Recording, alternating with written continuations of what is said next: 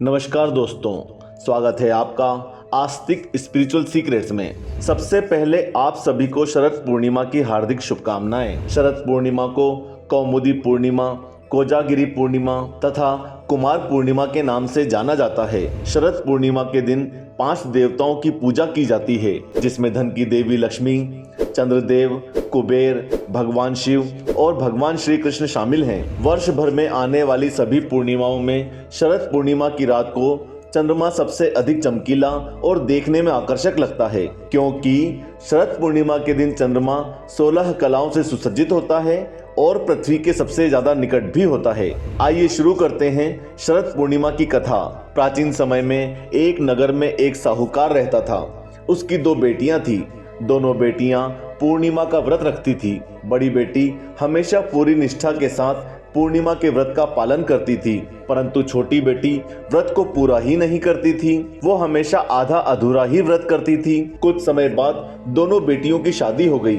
विवाह के बाद साहूकार की बड़ी बेटी ने एक पुत्र को जन्म दिया। वहीं दूसरी ओर छोटी बेटी, जो व्रत को ठीक प्रकार से कर ही नहीं पाती थी, उसकी संतान होने से पहले ही मर जाती थी। इस बात को लेकर वो बहुत परेशान रहने लगी। ये सब देखकर साहूकार ने विद्वान पंडितों से इसका कारण जानना चाहा। पंडितों ने बताया कि तुम्हारी पुत्री पूर्णिमा का व्रत आधा अधूरा करती थी, जिस कारण उसकी संतान पैदा होते ही मर जाती है। यदि वह पूर्णिमा के व्रत को पूरे विधि विधान से करे तो उसकी संतान जीवित रह सकती है। ये सब जानने के बाद साहूकार की छोटी बेटी ने पूरे विधि विधान से शरद पूर्णिमा का व्रत किया। इस बार साहूकार की छोटी बेटी के घर एक पुत्र का जन्म हुआ और वो कुछ समय तक जीवित भी रहा, परंतु कुछ दिन बाद उसका पुत्र मर गया और उसने अपने मरे हुए बेटे को लकड़ी की पेड़ी पर लेटा कर रख दिया और उस पर कपड़ा ढक दिया। और वह अपनी बड़ी बहन को बुलाकर ले आई और अपनी बहन को उसी पेड़ी पर बैठने के लिए कहा। जैसे ही उसकी बड़ी बहन उस पेड़ी पर बैठने लगी, उसकी साड़ी बच्चे को छू गई और उसकी बड़ी बहन की साड़ी के छूते ही उसका बच्चा रोने लगा। ये देखकर बड़ी बहन को आश्चर्य हुआ और उसने अपनी छोटी बहन से कहा, तुम अपनी संतान के मरने का दोष मेरे ऊपर लगाना चाहती हो? इस पर छोटी बहन ने कहा, ये तो पहले से ही मरा हुआ था, परंतु आपके छूने से ये जीवित हो गया है।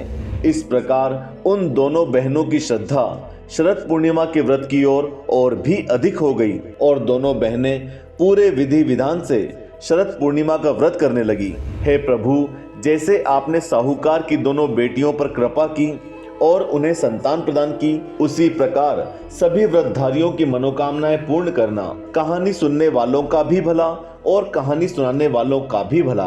भाइयों और बहनों, जब शरद पूर्णिमा की रात में चंद्रमा अपनी 16 कलाओं से परिपूर्ण होकर धरती पर अपनी किरणें बिखेरता है तथा अमृत की वर्षा करता है, उस समय लक्ष्मी जी की पूजा अत्यंत फलदायी मानी गई है। आयुर्वेद के अनुसार चंद्रमा इस दिन न केवल 16 कलाओं के साथ चमकता है, बल्कि इसकी किरणों में कुछ ऐसे गुण विद्यमान होते हैं जो शरीर को पोषण प्रदान करते हैं। इसलिए शरद पूर्णिमा का लाभ उठाने के लिए चावल की खीर बनाकर चांदनी रात में खुले आसमान के नीचे छोड़ दी जाती है। चांदनी रात में रखने के बाद सुबह में इस खीर का सेवन किया जाता है। इसके अलावा आप यदि आंखों की समस्या से परेशान हैं, तो शरद पूर्णिमा की रात को चंद्रमा को खुली आंखों से देखना चाहिए। आयुर्वेद के अनुसार शरद पूर्णिमा की रात को चंद्र दर्शन करने से आंखों के रोग खत्म हो जाते हैं और साथ ही आंखों की रोशनी भी बढ़ जाती है। इसीलिए शरद पूर्णिमा की रात को चंद्रदेव की पूजा की जाती है। शरद पूर्णिमा के दिन कुबेर की पूजा भी की जाती है, क्योंकि यह धन के देवता हैं। शरद पूर्णिमा पर भगवान शिव की पूजा का भी विधान है। मान्यता है इस पूर्णिमा पर भगवान शिव को खीर का भोग लगाने से शिव शंकर भगवान प्रसन्न हो जाते हैं। शरद पूर्णिमा की रात को भगवान श्री कृष्ण की पूजा करने के पीछे धार्मिक मान्यता है कि इस दिन भगवान श्री कृष्ण ने राधा रानी तथा गोपियों के साथ रास रचाया था। शास्त्रों के अनुसार शरद पूर्णिमा का व्रत रखने से हर प्रकार की मनोकामना पूर्ण हो जाती है। विवाहित महिलाएं संतान प्राप्ति की कामना हेतु ये व्रत रखती हैं। जो लोग पूर्णिमा का व्रत शुरू करना चाहते हैं, उन्हें पूर्णिमा के दिन से ही व्रत का संकल्प लेना चाहिए। उड़ीसा में शरद पूर्णिमा को कुमार पूर्णिमा के नाम से मनाया जाता है। महादेव और देवी पार्वती के पुत्र कार्तिकेय का जन्म इसी पूर्णिमा को हुआ था। कुंवारी लड़कियां श्वेत वर्ण आकर्षक सुंदर कार्तिकेय की पूजा उनके जैसा पति पाने के लिए करती हैं। शरद पूर्णिमा को कोजागिरी पूर्णिमा इसलिए कहते हैं क्योंकि इस रात धन की देवी लक्ष्मी जी अपने वाहन पर सवार होकर घूमती है और ये देखती है कि कौन कौन जाग रहा है, और जो जाग रहा होता है उस पर माँ लक्ष्मी अपनी कृपा बरसाती हैं। आशा करते हैं आपको शरद पूर्णिमा की ये पावन व्रत कथा पसंद आई होगी। अपनी राय कमेंट बॉक्स में कमेंट करके बताएं और साथ ही वीडियो को लाइक करके ज़्यादा से ज़्यादा लोगों के साथ शेयर करें। नए लोग चैनल को सब्सक्राइब कर बेल आइकन जरूर दबाएं। ओम नमो भगवते वासुदेवाय नमः। जय श्री कृष्ण।